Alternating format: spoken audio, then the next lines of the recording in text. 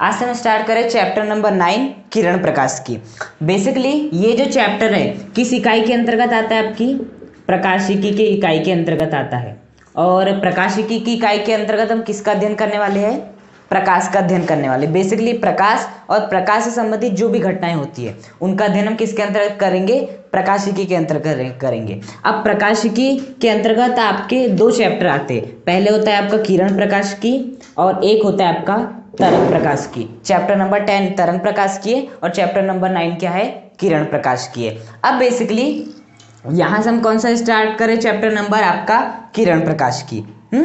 मतलब कि हम प्रकाश को एक सीधी रेखा में मानेंगे कि एक प्रकाश एक सीधी सरल रेखा में गमन करता है। सबसे पहली बात तो ये समझने का प्रयास करो। देखो क्या होता है, जब भी आपका प्रकाश एक सीधी रेखा में गमन करता है, जब भी आपका प्रकाश एक सीधी रेखा में गमन करता है तो उसे क्या कहते हैं? हम किरण कहते हैं। सबसे पहली बात समझो कि इसका चैप्टर का नाम किरण प्रकाश की क्यों पड़ा? क्योंकि जब भी आपका प्रकाश सीधी रेखा में गमन करता है तो उसे क्या कहते हैं? किरण कहते हैं। और बेसिकली इस चैप्टर में आपको क्या करना है? प्रकाश को एक सीधी रेखा में गमन होता हुआ मानना है। इसलिए इस चैप्टर का नाम क्या पड़ा है? किरण प्रकाश की। और जो इसके बाद नेक्स्ट चैप्टर है तरंग प्रकाश की, उसमें हम तरंग मानते हुए चलेंगे आपके प्रकाश को। तो इस चैप्टर में आपका जो प्रकाश है उसे हमने किरण मानते चले, मतलब कि वो एक सीधी रेखा में गमन करेगा। अब जब आपका प्रकाश सीधी रेखा में गमन करता है तो वो बहुत प्रकार से गुणधर्म दिखाता है।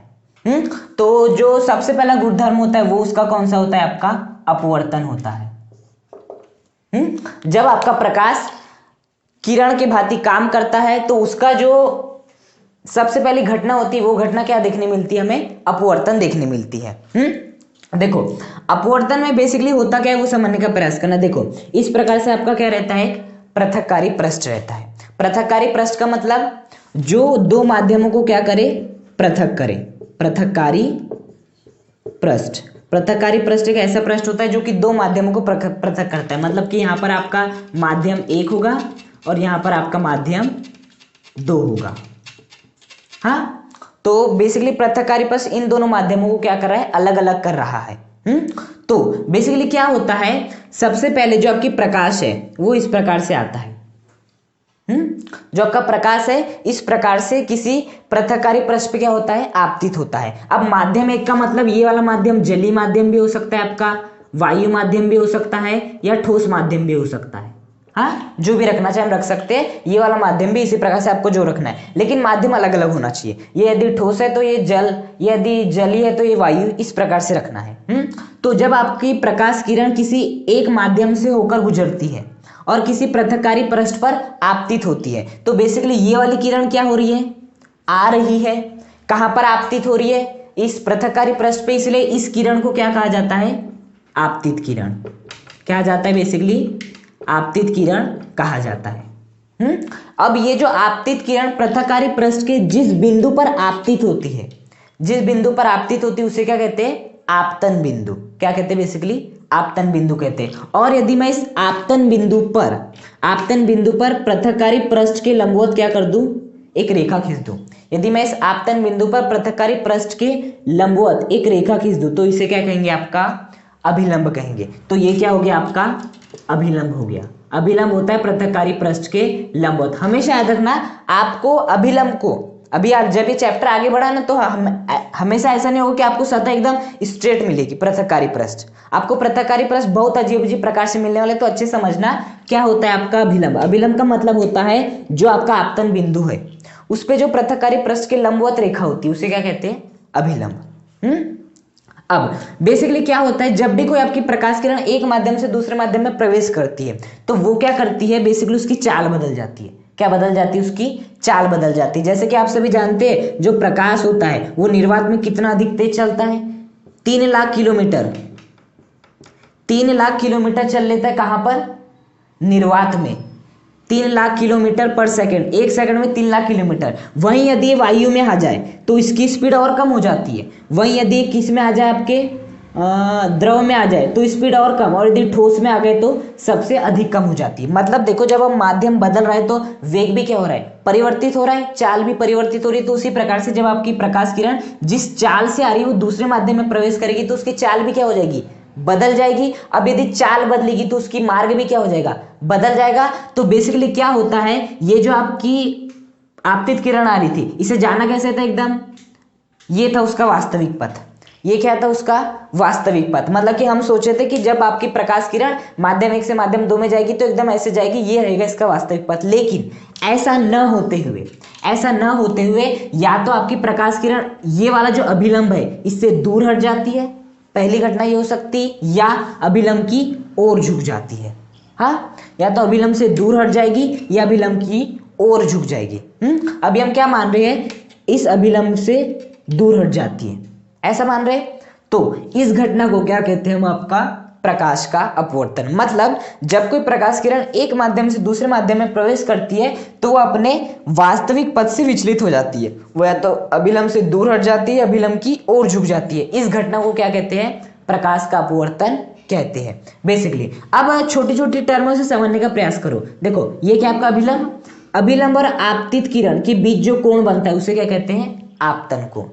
आपतित किरण अभिलंब के बीच जो कोण बनता है उसे क्या कहते हैं, आपतन कोण।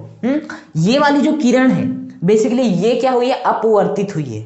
क्या हुई है, अपवर्तित हुई है। तो इस किरण का नाम क्या है, आपकी अपवर्तित किरण। तो इस अपवर्तित किरण और इस अभिलंब के बीच जो भी कोण बनता है इसे क्या कहते हैं, आपका अपवर्तन कोण आर कहते हैं। क्या कहते हैं, अपवर्तन कोण आर कहते हैं। तो बेसिकली ये क्या हो गया, आपका प्रकाश का अपवर्तन। अब प्रकाश का अपवर्तन जो होता है उसके कुछ नियम है। बेसिकली कितने नियम है उसके, 2 नियम है। एग्जाम में क्वेश्चन ऐसा पूछता है कि प्रकाश का अपवर्तन क्या होता है, इसके 2 नियम लिखिए, आपको लिखना पड़ेगा।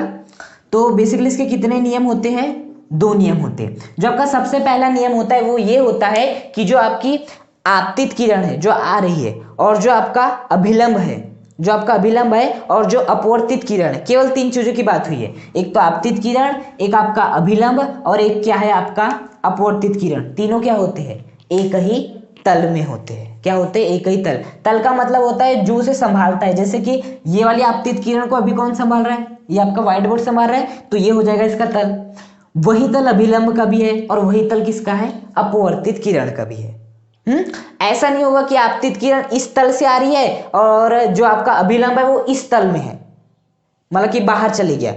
अभी इसे कौन संभाल रहा है, ये आपका वायु संभाल रही है। ऐसा नहीं होगा, जो तल आपतित किरण का है वही तल इस अभिलंब का होगा और वही तल इस अपवर्तित किरण का होगा। तो हमेशा याद रखना, आपतित किरण, अभिलंब और अपवर्तित किरण तीनों एक ही तल में होते हैं, और तल का मतलब होता है उसे संभालने वाला। अब बेसिकली जो दूसरा नियम है वो क्या है, बेसिकली एक साइंटिस्ट थे स्नेल नामक एक साइंटिस्ट थे। उन्होंने क्या किया, ये जो घटना हो रही है उन्होंने इसे ऑब्जर्व किया। सबसे पहले उन्होंने क्या किया, उन्होंने 30 डिग्री पर, बेसिकली उन्होंने आई और आर के लिए ऐसे 2 कॉलम बना लिए। क्या किया, सबसे पहले उन्होंने 30 डिग्री पर आपकी, देखो ये बेसिकली कोण बना रही है अभिलंब से, तो पहले 30 डिग्री कोण बनाते हुए उसने भेजा। तो उन्होंने क्या देखा कि हमें जो आर का मान मिल रहा है वो कितना मिल रहा है, 45 मिल रहा है। फिर उन्होंने देखा कि 30 ना करते हुए 25 से भेजू। किससे भेजू, मतलब कि इसे 30 ना बनाते हुए 25 कोण से भेजू, क्योंकि कोण ही तो बन रहा है। तो उन्होंने देखा कि यहाँ पर जो आपका एंगल है वो कितने का बन रहा है, आपका 40 डिग्री का बन रहा है। इस प्रकार से उन्होंने बहुत तरह से प्रेक्षण करते गए ऐसे बहुत सारे प्रेक्षण किए। और उन्होंने क्या किए, जैसे कि साइन अपॉन साइन, उन्होंने क्या किए, एक बार यहाँ का मान रखे, मतलब कि आई का मान रखे, और फिर उसी के संगत जो आर का मान प्राप्त हुआ था उसे रखे। हाँ, मतलब कि एक बार उन्होंने साइन 30 की वैल्यू रखी और एक बार उन्होंने साइन 25 की वैल्यू रखी, और इन दोनों का भाग लगाया। तो आपको यहाँ जो आंसर प्राप्त हुआ, हम मान लेते हैं यहाँ पर जो आंसर प्राप्त होगा वो कितना हुआ होगा, 2 हुआ होगा। तो यहाँ पर जो आपको आंसर प्राप्त हुआ, फिर उन्होंने क्या किए, 30 डिग्री 45 डिग्री के लिए हो गया। अगली बार उन्होंने किए 25 डिग्री के लिए, सॉरी यहाँ मैंने 25 बोल देते ना, 45। ये बेसिकली आई है 30, और मुझे इसका किसका मान रखना पड़ेगा, साइन आर क्या है आपका 45। आर क्या है यहाँ पर बेसिकली आपका 45 और 25 में गलती से निकल गया। अब बेसिकली उन्होंने 25 डिग्री रखा इस आई के स्थान पे, 25 डिग्री कहाँ पे रखा, इस आई के स्थान पे रखा, और इस आर के स्थान पे क्या रखा आपका 40 डिग्री रखा। तो क्या हो जाएगा आपका साइन 25 अपॉन साइन 40, और उन्होंने दोनों का भाग लगाया तो बी आंसर कितना प्राप्त हुआ, 2 ही प्राप्त हुआ। ऐसे उन्होंने जितने भी परीक्षण किए आई के संगत जितने भी आर के मान प्राप्त हुए उन सब का जब उन्होंने ज्या लिया, ज्या का मतलब होता है साइन, साइन लिया तो उसका जो आंसर आ रहा था वो सभी के लिए क्या आ रहा था, नियत आ रहा था। मैंने एक एग्जांपल लिया, 2 आएगा जबकि 2 नहीं आता। 2 आ भी सकता है नहीं भी आ सकता है, मैंने बस एग्जांपल लिया। तो सभी में जो साइन है अपॉन साइन आर का जो अनुपात था वो क्या था आपका, नियत था। इसमें 2 था तो अगले में भी 2, अगले में भी 2, अगले में भी 2। और ये घटना आपको हमेशा देखने नहीं मिलती। पहली बात, ये घटना आपको तभी देखने मिलती है जब आपकी जो प्रकाश किरण का जो रंग है वो क्या हो, समान हो। ऐसा नहीं कि आप लाल रंग को ला रहे हो और जो अपवर्तित हो रही हो पीले रंग की हो रही है, ऐसा नहीं होना चाहिए, पहली बात। और दूसरी बात ये कि माध्यम वही रहना चाहिए। जैसे मान लेते हैं आपने सपोज माध्यम यहाँ पे ठोस लिया है और यहाँ पर माध्यम आपने जल लिया है, तो ऐसा नहीं कि आपने जब आ रही थी तो ठोस जल लिए, अब जा रही है तो आपने जल को बदल के वायु कर दी, ऐसा भी नहीं करना है। मतलब कि इस नियम की सबसे बड़ी शर्त क्या है कि जो आपका प्रकाश का क्या होना चाहिए, वर्ण होना चाहिए। वर्ण का मतलब क्या होता है, रंग। प्रकाश का जो वर्ण होना चाहिए और क्या होना चाहिए, बेसिकली माध्यम का युग्म होना चाहिए। प्रकाश का वर्ण और जो माध्यम का युग्म, देखो ये माध्यम 2 है जोड़ों के रूप में, तो माध्यम का युग्म और जो प्रकाश का वर्ण है वो एक ही होना चाहिए।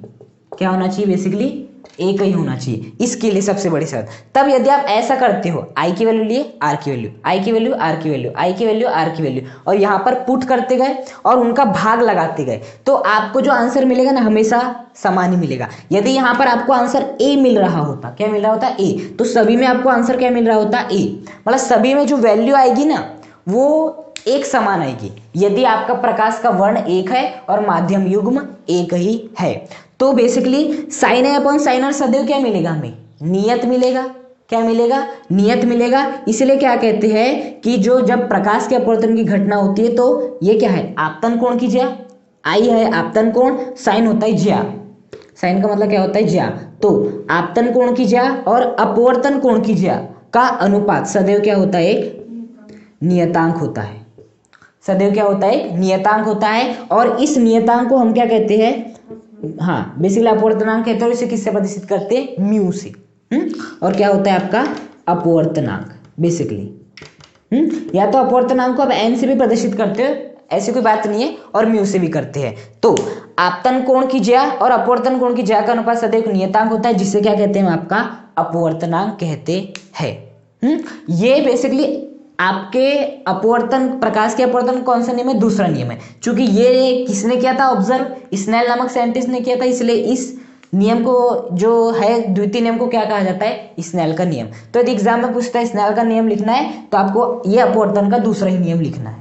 स्नेल का नियम क्या है, आपतन कोण की ज्या और अपवर्तन कोण की ज्या का अनुपात सदैव क्या होता है, नियत होता है, जिसे हम क्या कहते हैं, अपवर्तनांक कहते हैं। और इसे किससे प्रदर्शित करते हैं, एन से। तो अपवर्तन कितने नियम है, 2। पहला आपतन कोण की ज्या, मतलब कि आपतित किरण, अभिलंब और अपवर्तित किरण तीनों एक ही तल में होते हैं। और दूसरा आपका स्नेल का नियम। तो ये क्या, कौन सी घटना हो गई, आपके प्रकाश के अपवर्तन की घटना।